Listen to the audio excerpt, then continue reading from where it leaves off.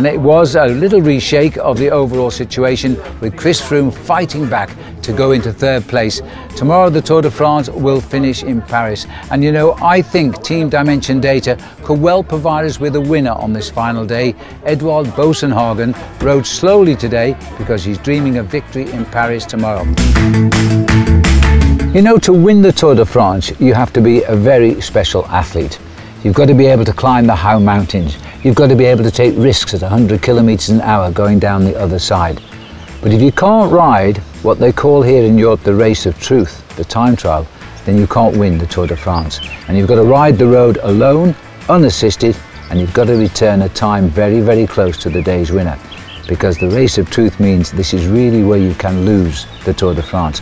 And this year there's only one time trial for the individual cyclist in the Tour de France. It's the penultimate day of the race, and the race of truth means, as always, that the man who's leading the Tour de France will begin last. He has the advantage of knowing what the riders in front of him are actually doing on the course, but he's still got to beat them. This is the route book here. We've got the full tracing of the time trial. It's not an easy time trial. It's based on the foothills of the Pyrenees before they make the long journey up to the last day in Paris. So it's a real battle, and that's why we call it the race of truth. So let's wish the riders the best of luck in the time trial. What we've chosen here from the Nederburg range is the Heritage Heroes Wooded Sauvignon Blanc. It's the Young Airhawk.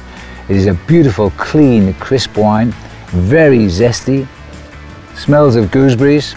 And by the way, recipes for which to drink this wine with are online, so enjoy this wine, but enjoy it responsibly. Here's to the riders of the race of truth. Cheers.